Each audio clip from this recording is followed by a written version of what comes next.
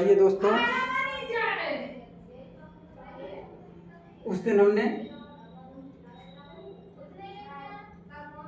पहला मात्रा के आधार पर, दूसरा जीवा के आधार पर और तीसरी हेडिंग डालेंगे मुंह खुलने के आधार पर। मुंह खुलने के आधार पर इसको हम चार भागों में डिवाइड करते हैं। पहला विवृत, दूसरा अर्धविवृत, तीसरा संवृत, चौथा अर्धसंवृत। विवृत जिसमें मुख पूरा खुला होता है, लगभग आ, बड़ा आ करेंगे जब तो पूरा मुख खुला रहेगा। अर्धविवृत मुख आधा खुला होता है, जब हम कहेंगे आ, ए, ओ, इसमें मुख आधा खुला रहता है, पूरा नहीं खुलता है।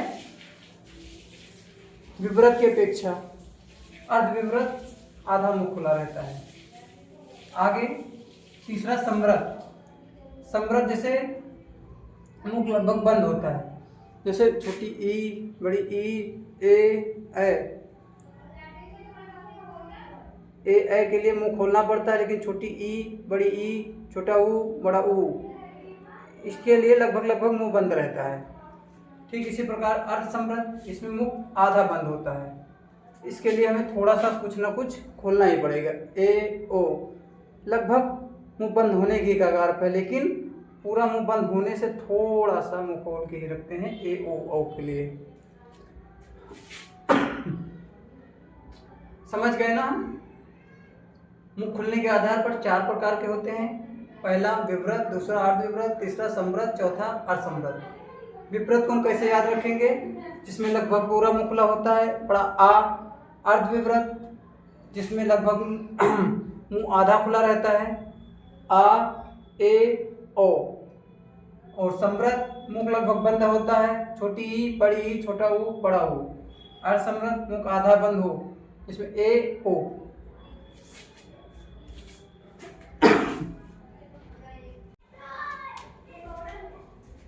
आइए अगली चौथी हेडिंग डालते हैं, स्वरों का जातीय विभाजन। सजातीय स्वर, विजातीय स्वर। सजातीय स्वर हम किसे कहते हैं? सजातीय स्वर हम उसे कहते हैं जो एक ही जाति के होते हैं, जो एक ही जाति के होते हैं।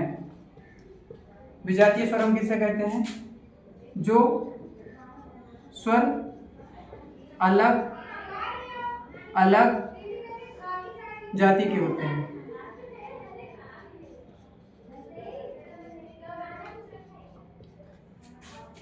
सजातीय स्वर जो एक ही जाति के स्वर होते हैं, ये कौन कौन से होते हैं? एग्जाम्पल में लिखेंगे, छोटा बड़ आ प्लस छोटा आ मिलकर बन जाएगा बड़ा आ। दूसरा बड़ा छोटा आ प्लस आ मिलकर बड़ा आ बन जाएगा। ठीक इसी प्रकार छोटी ई प्लस छोटी ई मिलके बड़ी ई बनाएगी। तीसरा छोटा ऊ प्लस छोटा ऊ मिलके बड़ा ऊ बनाएंगे। छोटा आ प्लस आ, देखिए दोनों समान हैं, समान स्वर हैं, यानी समजातीय स्वर कहलाएंगे। छोटी ई छोटी ई मिलके बड़ी ई बनाएगी, छोटा ऊ और छोटा ऊ मिलके बड़ा ऊ बनाएंगे। ठीक इसी प्रकार विजातीय स्वर में अलग अलग स्वर होंगे लेकिन स्वर ही, व्यंजन नहीं। स्वर की बात की जा रही तो अभी जितना भी होगा कुछ वो सब स्वर से संबंधित होगा। ए लिखेंगे, एक काम संधि विच्छेद ए।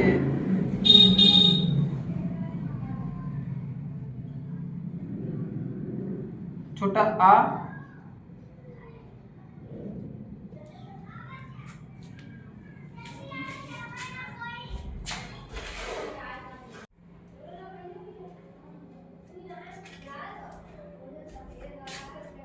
विजातीय स्वर। अब इसमें कंटिन्यू आगे करेंगे। जो स्वर अलग अलग जाति के होते हैं विजातीय स्वर कहलाते हैं, विजातीय स्वर कहलाते हैं।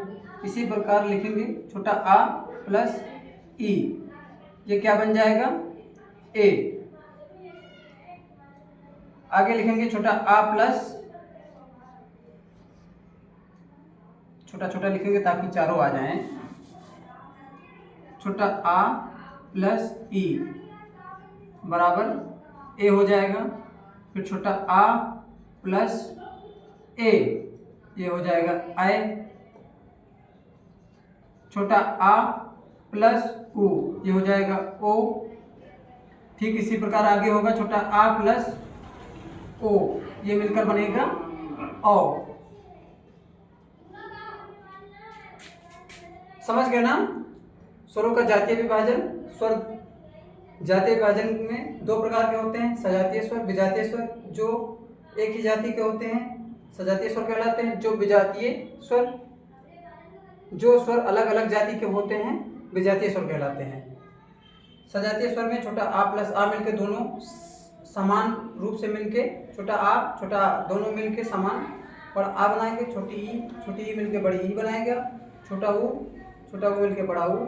छोटा आ प्लस ई मिलके ए, छोटा आ प्लस ए मिलके आय, आ मिलके ऊ, और छोटा आ प्लस छोटा ऊ मिलके ओ बनाएगा। फिर छोटा आ प्लस ओ मिलके ओ बनाएगा।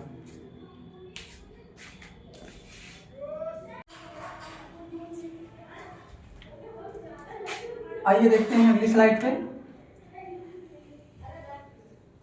परंपरागत अतिरिक्त वर्ण, जैसे अनुनासिक हो गया, अनुस्वार हो गया, विसर्ग हो गया। अनुनासिक में हम चंद्र बिंदु का उपयोग करते हैं, चंद्र बिंदु का। अनुस्वार में एक बिंदु का उपयोग करते हैं। विसर्ग में डबल डॉट का उपयोग करते हैं। अनुनासिक हम किसे कहते हैं? जिसमें नाक से कम मुख से ज्यादा वायु निकलती है, अनुनासिक कहलाती है।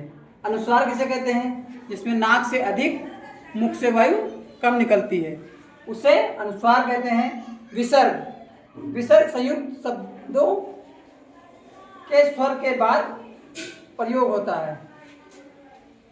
अनुनासिक ज्यादातर हिंदी के शब्दों में प्रयोग होता है और अनुस्वार ज्यादातर संस्कृत के शब्दों में प्रयोग होता है। तत्सम तद्भव जब हम पढ़ेंगे तो इस चीज को अच्छे से समझ पाएंगे और उस पर अप्लाई कर पाएंगे। अनुनासिक में उदाहरण पे जैसे लिखेंगे चांद, चांद में चंद्र बिंदु का उपयोग होगा। नांद हो गया। ठीक अनुस्वार में ऐसे यूज करेंगे।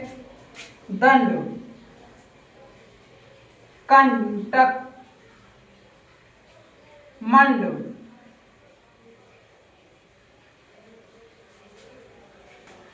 विसर्ग में जैसे प्रा ता, फिर डबल डॉट का उपयोग करेंगे। दुख,